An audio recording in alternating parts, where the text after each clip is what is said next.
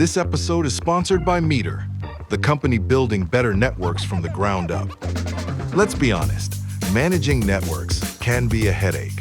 Between multiple vendors, tools, and configurations, it's a lot. That's where Meter comes in.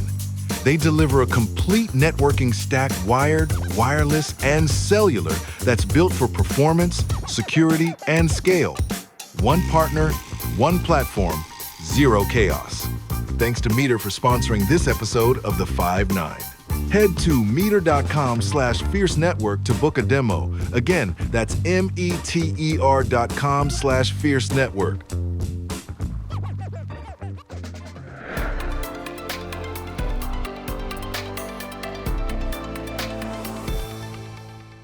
Private equity has aggressively poured billions into data centers and digital infrastructure in recent years. But does the original investment thesis still hold up? And are the creative deals popping up reassuring or risky? I'm Diana Gooverts, and this is the 5-9.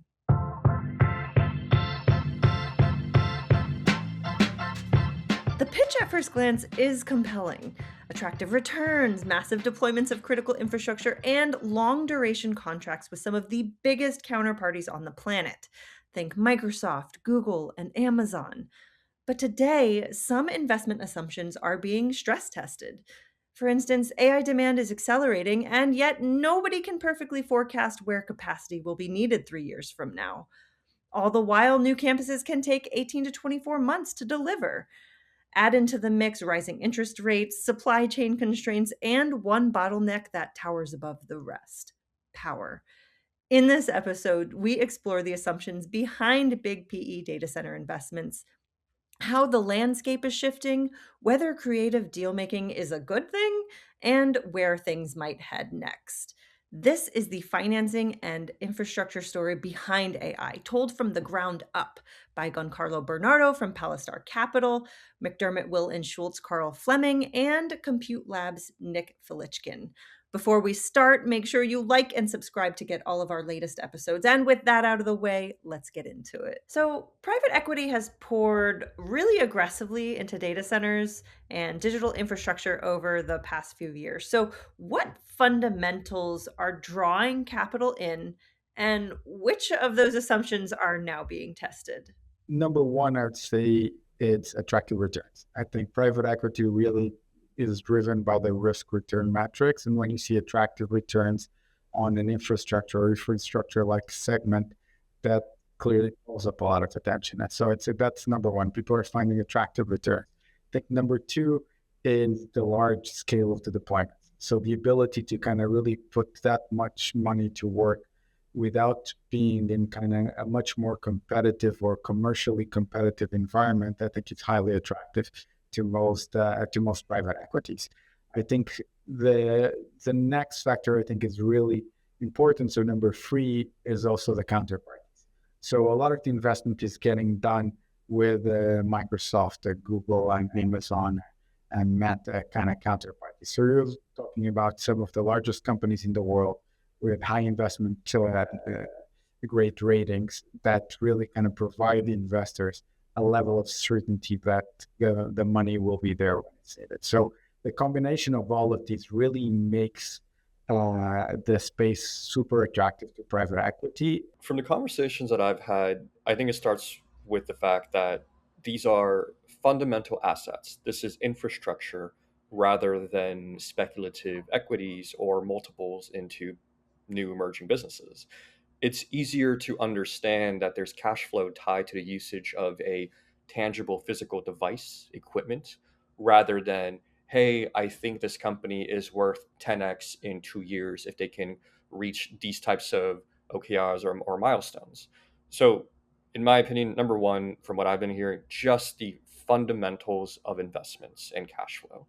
Then it comes down to, of course, hey, this is the next future of a revolution of technology. This is AI. This is going to be powering the next 100, 200 years or so forth. This is just infrastructure, and everybody loves the idea that they have assets powering technology. And I would say the last piece, of course, is the yields, the high revenue that you get to receive from the usage of these devices and equipment. The group that I lead here, straddles both the data center world and the energy world. I think one of the key things we've seen really growing recently is number of funds that are looking not only to develop data centers, but also all the ancillary pieces that go into turning the light switch on. So we've seen a lot of funds invest into, energy developers or into data center developers that have a unique play for a power platform. So a lot of the work we're doing now is around doing unique joint ventures to bring powered land portfolios or powered teams into the conversation with the data center developers or the hyperscalers. And you've seen in the market recently some larger investments where private equities come in, or even tech companies have come in and invested heavily into power generation platforms for data centers. That's been kind of a newer development. Are there specific types of energy that are being favored at this point? I know I've reported on everything from natural gas and nuclears. People are exploring hydrogen, and then there are renewables, but renewables have hitherto kind of been hindered by the intermittent power availability and the expense of battery technology. So, what are you seeing from investors in this space? We've recently done the largest gas-powered joint venture for a data center campus, a very large one, and that has been years in the making. You had a large gas-powered developer that was able to come to the table and provide that, and that was a pretty immediate sort of source. However, most new gas projects are going to take 5 years to get turbines in the door and the backlog for this stuff. So there's a bit of a gap there. So while we're still setting those up, those seem to be a longer term play if you don't have one already lined up here. So renewables has kind of fit really nicely into the interim, Jim. You can bring that to someone and say this thing can be turned on very quickly versus the 5 year plus timeline for gas.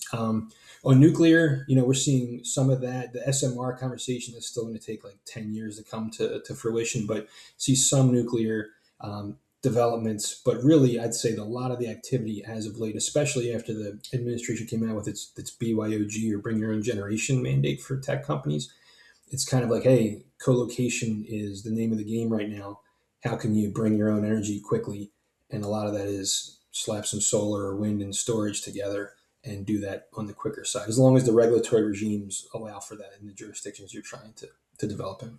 I want to follow up on the part about, testing assumptions, right? Because, there have been some pretty significant layoffs at a certain hyperscaler recently, well, several. And we've also heard about, data center leases being shifted or paused and all of this. So talk to me about, like, are some of the returns or some of the assumptions around how good of an investment this is starting to be tested? The staffing, I would say, is less related to the data centers themselves and more related to kind of general business reasons. There's one CEO that said, before you put a new position out there, you kind of need to check, can AI do it? So I think that's a very important part of the equation. So what I would say is, yes, there have been situations where leases have been paused, so demand has been shifted from one market to another. But ultimately, I think it's a market that we're all kind of learning a little bit as we go along. No one knows how fast or the adoption of AI will be. No one can really perfectly forecast where they will need capacity in the next 3 years. Maybe they can do it well in the next 6 months or next year or year and a half. But in the next 3 to 4 years, it's a lot more difficult. And you're really committing to capital, which is going to take at least 18 to 24 months to kind of actually go into the commercial market with kind of the deployment. So, and that's on a very positive scenario where you've got everything lined up and everything goes well. So I think ultimately it's a very fast growing market. It's really a matter of kind of people they're growing fast and they're adjusting their expectations, and they're growing fast again, and then kind of they're rethinking as we go. We're talking about kind of hundreds of billions, and if you look at the industry as a whole, $1 trillion capex budgets. So you can't kind of assume that everything's going to go straight line and linear. So we were talking to a couple of people, markets where they were saying the US has been great last year, but other markets have slowed down. And now we're seeing people kind of saying, no, I was too slow in this market, I need to play catch up. So I think that to me is more a reflection of the speed at which the market is moving and less a reflection of the risk. What we're seeing is, in some cases, again, investments getting delayed, campuses that people expected to be leased up and occupied, kind of taking longer to occupy. But overall, that doesn't mean they won't get it. But at the same point, the only thing I would add is it's very important to think, not just because you have a piece of land and you think you have potential access to power does not mean you're going to have a good data center. So everyone who's got a piece of land these days kind of comes out and says, well, I have access to power. I had a conversation with the person at the utility and it's going to be great. And there's this fiber cable that goes a couple of miles away from here. So right now I have a perfect data center location. It doesn't work like that. And so there's a lot of people that are going to put money into these projects. And unfortunately, some of them will never be data centers. There will be bad projects in good industries where everything seems to be going great for everyone, but there's a couple of projects that just never made any sense. So I think, again, what's the expression? A rising tide rises all boats, but there's still some boats that sink whenever there's something that goes wrong, right? If the captain's not good, your boat's not going to survive. Yeah, and I've heard that sentiment before, that data centers aren't just another straightforward real estate project. There's a lot that goes into making sure that even if you build a facility, that it gets used. You have to have the right connections. But I want to stick to the capital side, because there are things like rising interest rates, power constraints. You brought up the power issue. The supply chain costs are changing. So how are all of those factors changing the way deals are structured for data centers compared to, 2-3 years ago? So we've seen, for instance, in the last year, I would say, a number of kind of more creative structures come up. So we've seen, for instance, the likes of Google and some of the other hyperscalers basically wanting to use the so-called neo clouds, but knowing that their financing costs are going to be too high, so they're willing to underwrite some of their debt. So provide assurance to creditors that the debt will be covered. So those are some of the more kind of, let's call it, innovative structures that we're seeing happening, which is basically your end client recognizing that your provider, data center company, doesn't have the same level of access to the financial market as you do, as they do. So basically willing to kind of help them along the way and help them build up. Again, one that's been very talked about also is NVIDIA making investments in a number of players and kind of capitalizing them better.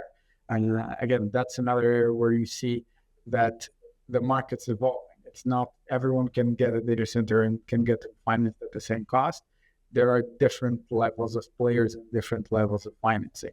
So I'd say point number one is really, your buyer is really smart. Your buyer will see, or your hyperscaler will see a lot of what you see as well. So he's actually able to kind of adjust. We've seen that historically, when interest rates started going up from being close to zero, we saw the yields on cost kind of really moving and everything kind of in the industry accompanying it. At the same time, when things move really quickly, a few of the less cautious management teams kind of get caught in the storm.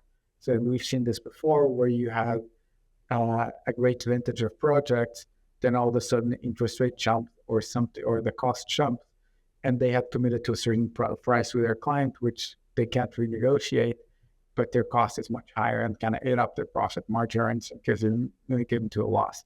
So what I'd say is, the most sophisticated ones are trying to kind of lock down as much of the cost as they can. They're trying to pass on as much of the risk as they can to their client or ultimately to their supplier. But in a hot market, it's not always easy to do this. But again, you have sophisticated and unsophisticated players across the value chain. We've seen a couple of them go as far as kind of build facilities together with some of their the people in their supply chain to ensure they have access to product and cost. I think partnering with your suppliers ultimately is something that will really help you in that visibility, and also being able to kind of allocate the risk between you and your suppliers and also your clients, the same thing. So again, I think it's a constantly moving environment. And 2 years ago, you wouldn't have thought that some of the clients or the hyperscalers would be underwriting some of the risk of kind of the newcomers, and that's happening on a monthly basis. I can say they've definitely changed from 2 years ago. So we're now structuring these to be a lot more focused on the energy side of things.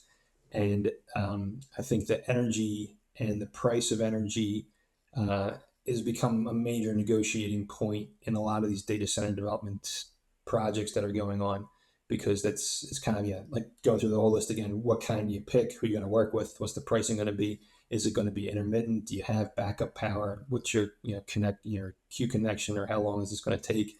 What's the regulatory environment for this? Can you even do a co-location project in this state? That kind of stuff has really become a lot of the conversation with data center folks. So there's a bunch of ways to structure that, right? You do see, call it the same large private equity funds. They typically are already looking into or invested heavily into some form of the energy value chain, whether it's renewables, gas, what have you. They're also the same folks that are often investing heavily into these data center platforms. But what's been unique recently, and have had a number of conversations, is folks are really looking to do more joint ventures. I think everyone sees that the hockey stick demand for energy is really outpacing the ability to flip the light switch on for these data centers. And honestly, energy has now become the biggest CP to getting the funds, or the power to flow and get the funds in the door. We're talking about new funding vehicles here. So, Nick, I know you have some experience or some information on ABS. What is that? And why does that matter in this space? ABS is simply asset backed security. And what that really means is that you are investing into a physical, tangible asset and you're securitizing that. And when we're saying securitizing, what we really mean is giving the ability of multiple people or multiple entities to own that same asset. So you won't necessarily have a security if there's only one owner. I mean, you can call it security, but it's really more of a security when you have multiple people, multiple firms owning that single security, that single asset.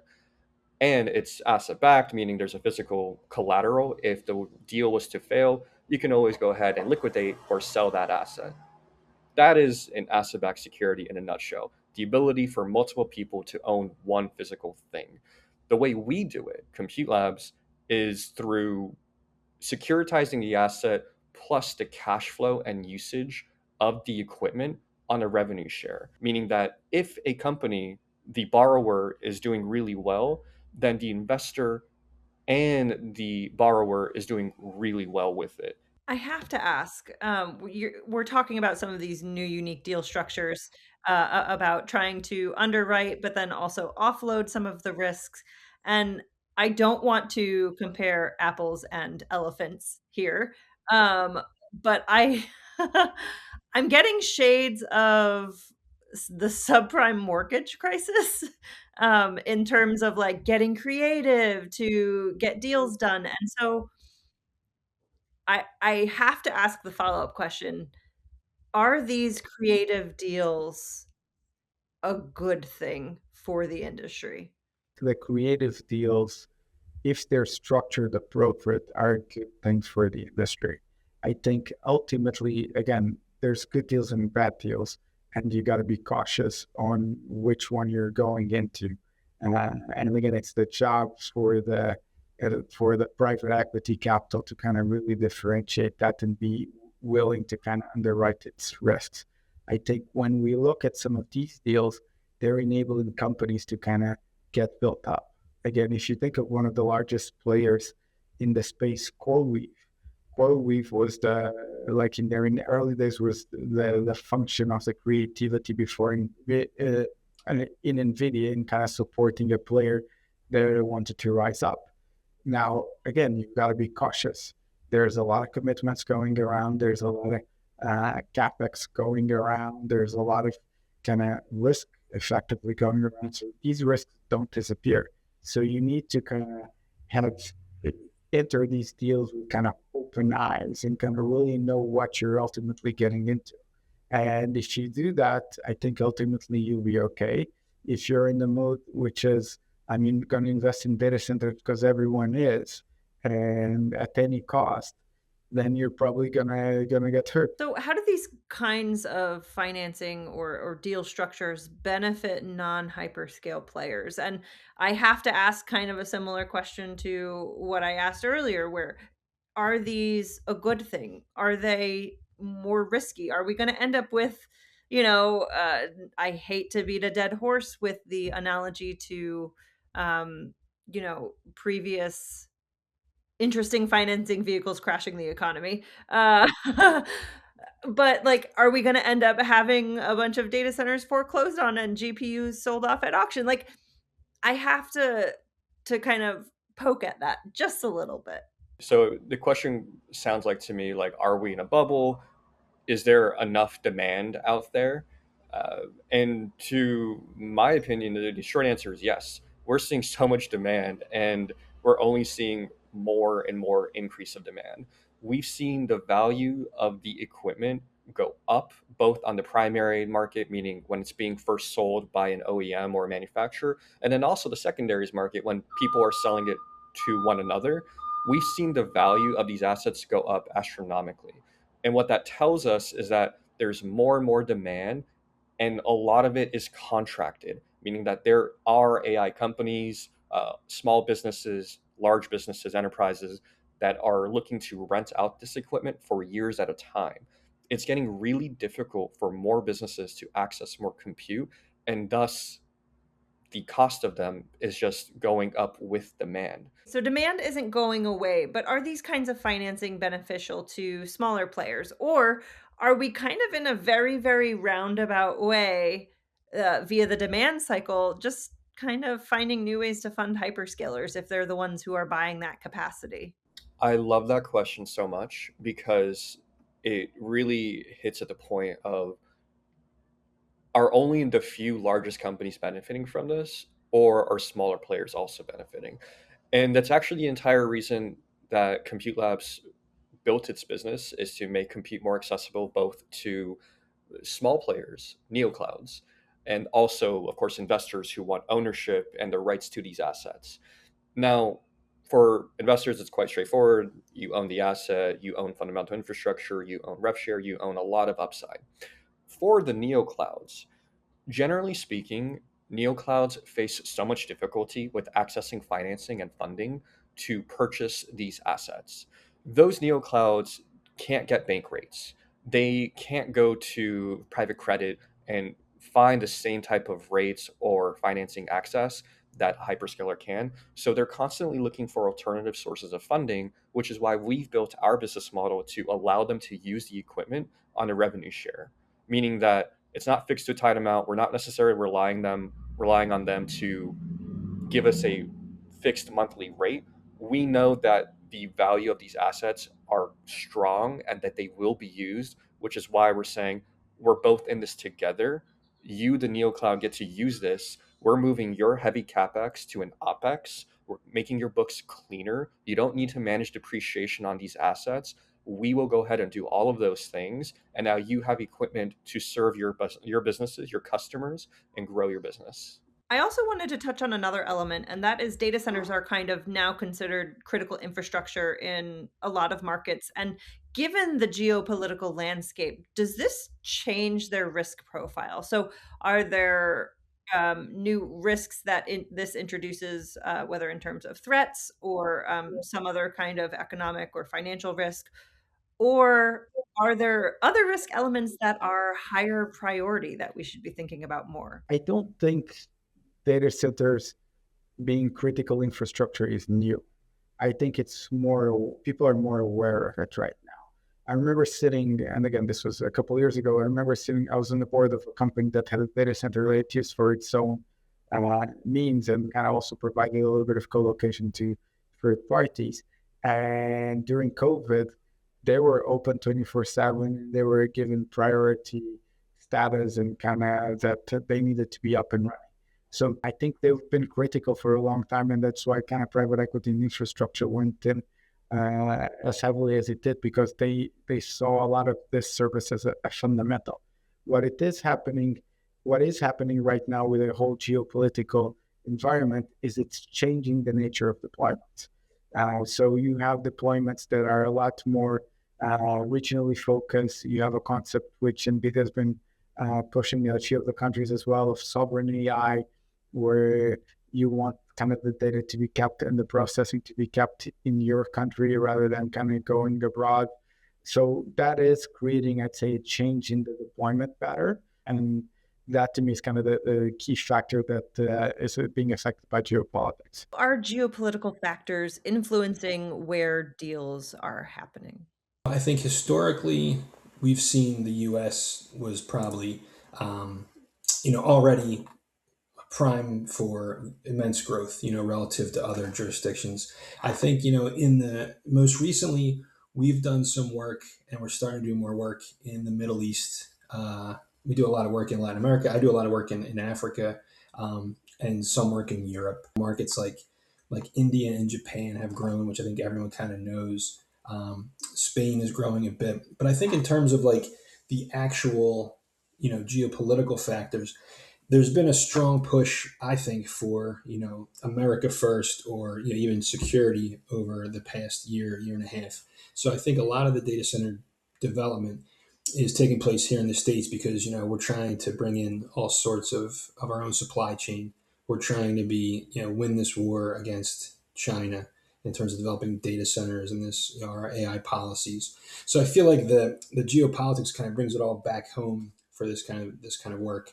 But I'd say probably the secondary market has been a decent amount of work through Africa. So I have an obvious follow-up here, and given the instability that's happening in the Middle East at the present moment, like, do you see that influencing the volume of deals that are going on there? Because that had been a very hot market until very recently. The data center and the AI growth that's kind of happening, it's going to happen regardless of all the numerous things that are going on in the geopolitical environment. So I think like the UAE and Saudi Arabia have had, massive initiatives to develop data centers and advance AI. I don't think those initiatives go unchanged. There's a need for that. There's power there. There's the abilities and the capital to do it. So I think that will continue in those two, hotbeds, if you will. I think it becomes, a little more of a conversation when you get to, actual conflict type of zones, right? That's going to be much different in how that rebuilding process goes over time. And but I think the two that I mentioned there are probably areas that are going to maybe feel this, just like the whole world is feeling this little bit of uncertainty at this point in time. But I think those are two that are going to continue to develop, and it's probably where I see a lot of people actually putting a lot of capital still and talking about it constantly. And both of those areas are ones that have government initiatives around that. So that's the kind of thing that doesn't necessarily change on a dime. Um, Correct. Correct. Obviously, there's a lot happening right now, but what do you see as the next phase of opportunity in digital infrastructure financing? Is it edge? Is it just AI to the max? Is it emerging markets? Or is there some other bigger story? I've seen a lot of buzz about AGI, and I think a lot of people are scared about it, both on, of course, the humanitarian ethical perspective, which is very relevant and valid.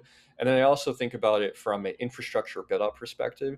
And I've heard some whispers how people are saying, hey, if we have AGI, does that mean that we won't even need compute anymore? Does that mean that if it's so smart, it won't need the ability to inference more or train more? And I was thinking maybe not the ability to train, but it, in my opinion, AGI only means that we're going to need to ramp up even more compute, because if we have something so smart, we're going to want it faster, we're going to even want it smarter, and we're going to want it even better and more global.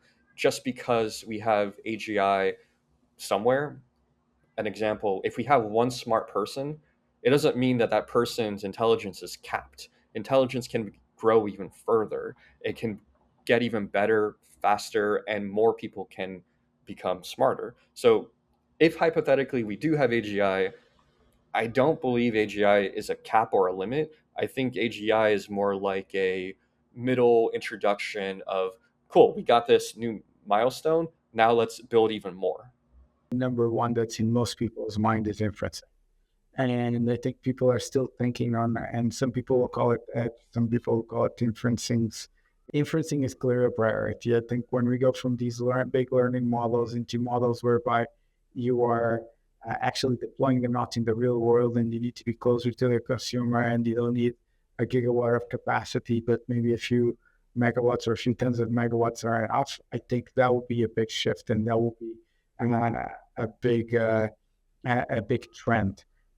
I think ultimately the thing that will drive the shape of the sector the most is what do people actually do with AI?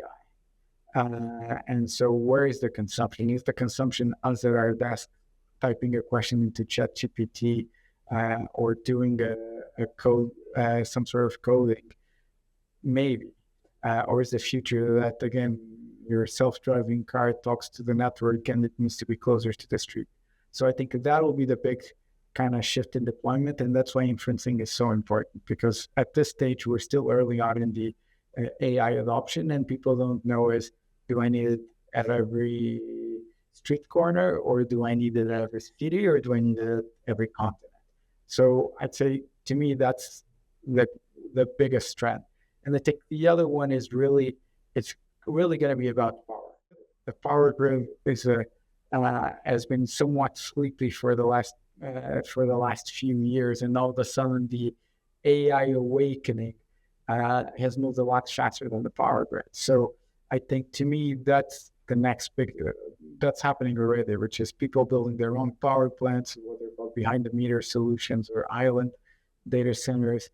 But really, it is, how do you continue to develop an AI power hungry solution in a power market that's not moving nearly as fast as you can? My hot take would be somewhat biased. So I'm, again, coming from the energy angle. I think you see this ongoing debate as to how exactly these data centers should be powered. You have the ability to power these things on a massive scale from large nuclear generation. You can then go through and fire these things up with large gas powered facilities, and then you have the renewables aspects that maybe are smaller footprint, but maybe a lot cleaner. I think there's been a lot of articles printed recently and a lot of media coverage around just what are the impacts of this massive growth of data centers near so many cities and hubs. Is it good for us? Is it bad for us? Is anyone thinking through this on a macro level? So I think my take, and unsurprisingly, is that I'm more on the side of renewable energy co-location, because it seems like that can often fill the gap, like I mentioned before, of this short near-term need to get things online quickly, but also in a way that's more sustainable. And I think as you look for other sources to come online in the next 5 and 10 years, this is probably the quickest and the cleanest way to do it. And I think the most recent policies out of the White House, where they do say bring your own generation, it didn't dictate what you should use or what you shouldn't use. It just says bring your own. And a lot of the tech companies, already have these mandates to bring along renewable or clean power. So I think that's kind of where I see things going for the next 3 to 5 years, a heavy investment into those areas. That is all the time we have for today. We'll leave it there. Thank you so much for your time. And to all of our listeners and viewers, wherever you are listening or watching, make sure you like and subscribe, and we will see you next time.